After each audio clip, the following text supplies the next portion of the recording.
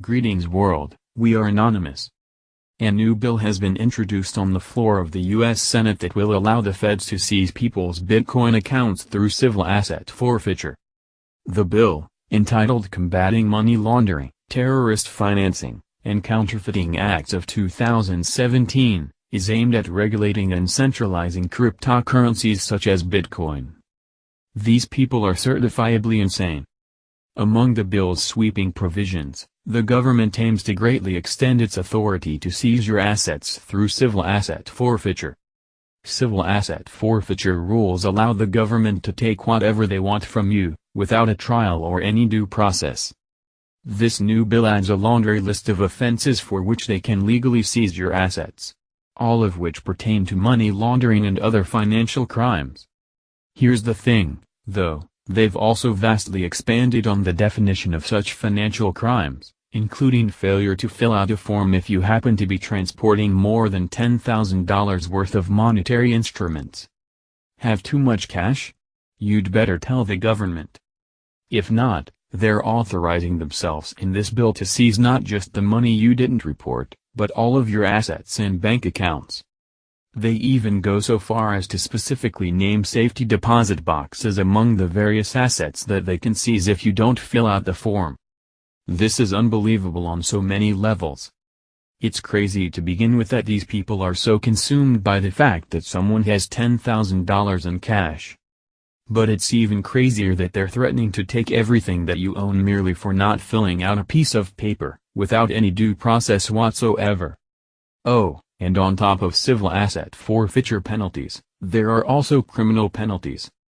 Right now, according to current law, they can imprison you for up to 5 years for not filling out the form. 5 years. But apparently that doesn't go far enough to protect us against evil men in caves. So this bill aims to double the criminal penalty to 10 years in prison. And if that weren't enough, this bill also gives them with new authority to engage in surveillance and wiretapping, including phone, email, etc., if they have even a hint of suspicion that you might be transporting excess monetary instruments. Usually wiretapping authority is reserved for major crimes like kidnapping, human trafficking, felony fraud, etc. Now we can add cash to that list.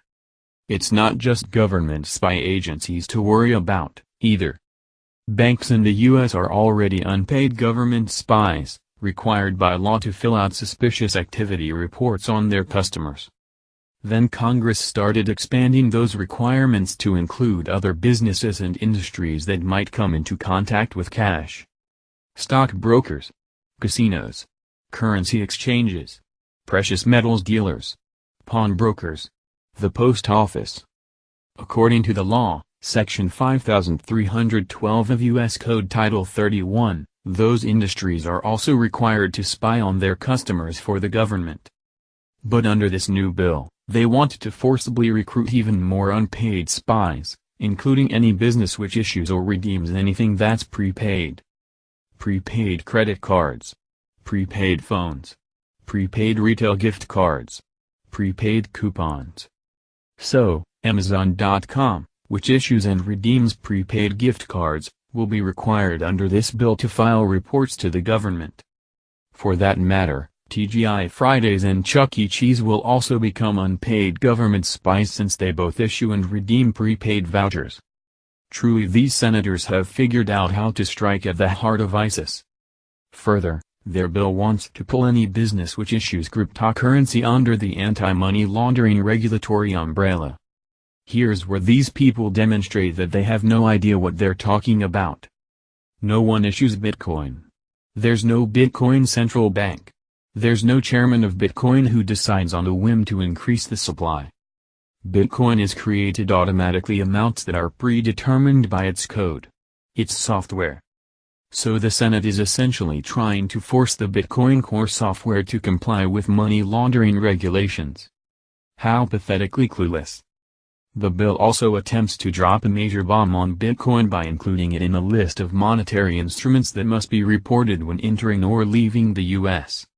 So theoretically, if you leave the U.S. with more than $10,000 in Bitcoin or Ether, you'd have to confess this fact to the authorities or otherwise face the aforementioned penalties, that is prison time, civil asset forfeiture, etc.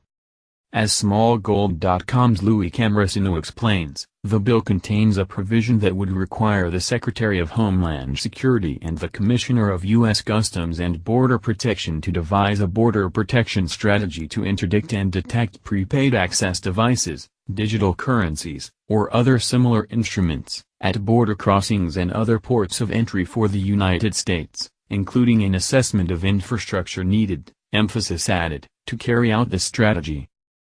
The respective secretary and commissioner would present their findings to Congress no later than 18 months after passage of the bill. The obligation to declare amounts in any form over $10,000 exists, irrespective of whether custom officials have a way of detecting such holdings. Since digital currencies technically travel with the holder wherever the holder goes, one would have to declare one's entire crypto portfolio each time the holder entered the U.S. Such a declaration is not required for travelers who may happen to have bank accounts or precious metals worth more than $10,000 stored outside the United States. The type of infrastructure required to detect foreign holdings may come in the form of expanding Foreign Account Tax Compliance Act to currently unregulated foreign cryptocurrency exchanges and to non-U.S. citizens. FATCA currently only applies to U.S. account holders of certain foreign financial and non-financial institutions. 2. Some type of global monitoring of blockchain activity, or 3. Extreme vetting at the border and penalties for non-disclosure that would encourage full disclosure. As you can see, this bill criminalizes or delegitimizes the most mundane and harmless financial activities, all under the guise of keeping us safe. Of course, nothing in this bill is about keeping people safe. ISIS couldn't care less about forms and penalties. This bill is nothing more than another weapon in their ongoing war on cash. And now cryptocurrency too. We are anonymous. We are legion. We do not forgive. We do not forget. Expect us.